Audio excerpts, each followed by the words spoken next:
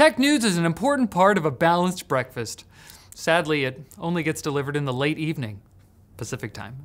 Nothing will bring iMessage to Android, which is so cool, it almost makes me less upset at being forced to write puns every time we report on this frickin' company. Why did you do this? That's right, Nothing, the company founded by OnePlus co-founder Carl Pei, has announced Nothing Chats, an app that will make a message from an Android phone show up as the coveted blue bubble on iPhones. Because Nothing believes in windows, not walls. I mean, sure, Nothing Chats is exclusive to their own phone, and that's kind of a wall, but what are they supposed to do, live in a gazebo? The app is a collaboration with Sunbird, one of a few different companies providing iMessage to Android bridging services in beta. Marques Brownlee asked Nothing how it works, and they confirmed that they're literally routing Android messages through a Mac on a server farm somewhere, which is wild, but at least it seems less pathetic than Google taking out ads to complain that Apple won't be nice to them. You should let me have the blue bubble. Guys, they're hogging all the blue bubbles. Features like group chats, typing indicators, voice notes, and sending photos that don't look like they were spat on by Tim Cook during transit are working now, while read receipts and message reactions are coming soon. The only question now is, what will Apple do? Tim won't take this lying down. Insolent worm, you have trespassed and incurred my wrath. Agony and despair shall be your inheritance. Except for you, Barbara. We're leaving. Barbara, come on. Microsoft held its annual Ignite event today and announced yet another generative AI thing called Copilot. But at least the company is owning it now. Corporate Vice President Jared Spataro joked about Microsoft's questionable history of choosing marketing names for new products, while discussing Microsoft's decision, as of today, to stop trying to make Fetch happen and rebrand Bing Chat to Copilot in Bing. Did they ask Bing whether they could put a Copilot in it? We don't know. It's definitely better branding. Or it would be if Microsoft hadn't called a dozen other products Copilot already, like George Foreman naming his 5 sons George Foreman 2 through 6. And his daughter, Georgette. There will also be a Copilot assistant in Microsoft Loop, the Notion-like productivity web app, and who knows how many other places thanks to the new Copilot Studio, which will allow users to build their own custom AI copilots, just like OpenAI's recently announced GPTs. Believe it or not, there's some non-Copilot news too. Microsoft hopes to reduce its reliance on NVIDIA with their new custom ARM-based Azure Maya 100 and Cobalt 100 server processors. I'm doing quotes when I say custom because they're no Apple silicon, but they do appear to be a bit more custom than the company's SQ1 and SQ2 Surface chips that were basically Snapdragon 8CXs with a hat and sunglasses on. Finally, Microsoft Mesh, its mixed reality platform, will be integrated into Teams, allowing for virtual meetings in AI-generated 3D spaces eventually, with personalized avatars, none of which appear to have legs. That kind of advanced tech is apparently still well beyond us. Have they rolled out on the Meta platform yet? I don't think they have. I'm sorry, we cannot rebuild you.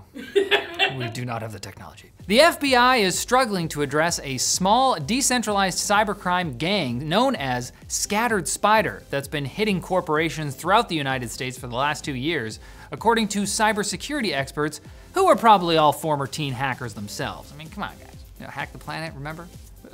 That was you. Scattered Spider most notoriously hacked casino operators MGM International and Caesars Entertainment back in September, but they also hit telecoms, healthcare firms, financial service companies, and rival gang Disoriented Dragonfly. I'm scared of rankling the non-existent gang that we just made up. The FBI has apparently known the identities of at least a dozen members of this group for over half a year, but none have been arrested, despite living in the US and causing millions in damages. Some have blamed this lack of action on an equal lack of manpower, the FBI having lost many of its best agents to the private sector. Victims have likewise typically been hesitant to inform law enforcement when they've been compromised, no doubt partly from embarrassment over being hacked by a gaggle of teenagers taking advantage of long-known and neglectfully unpatched vulnerabilities in software relied on by corporations around the world.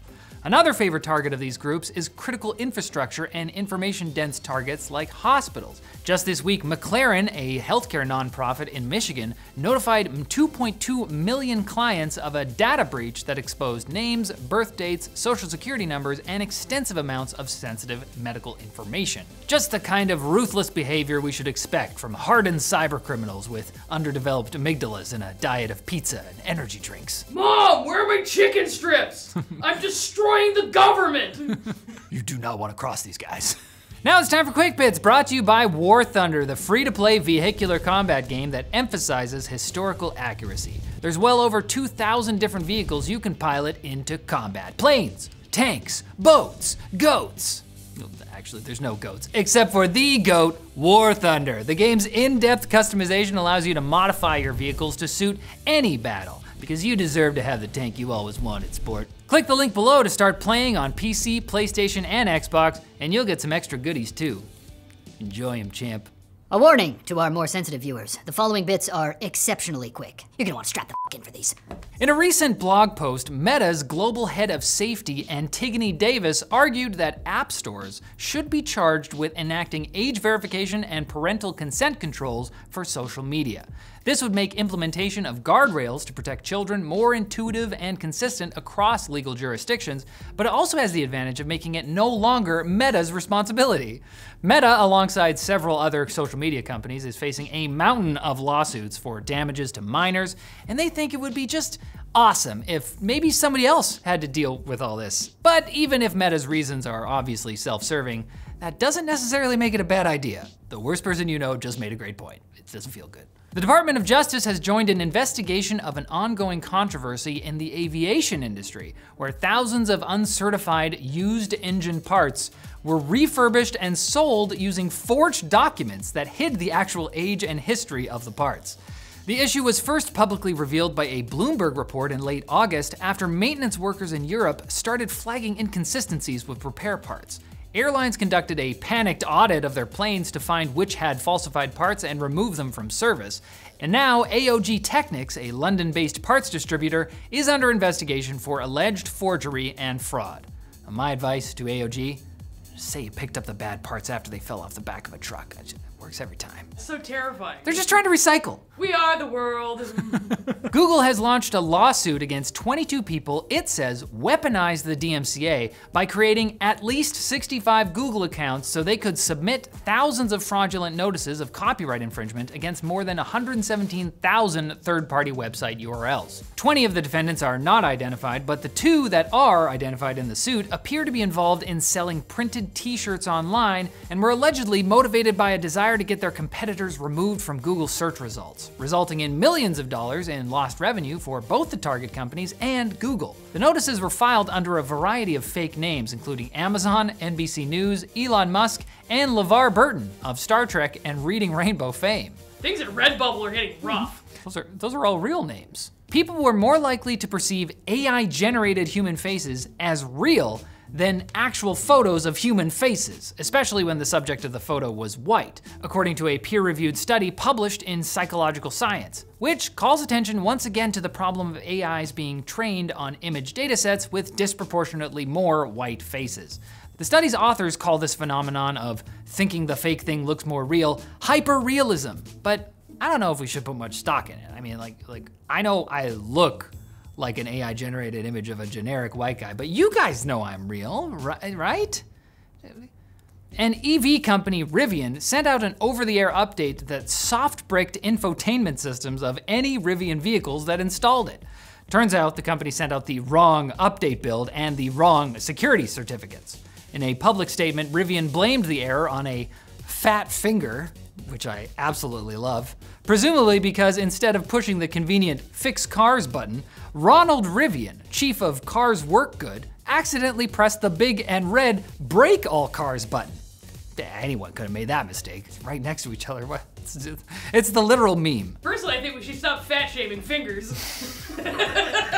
Just like how you'd be making a mistake by not coming back on Friday for more tech news. That sounds like a threat, but it's really not. You're gonna be fine either way, but you better come back.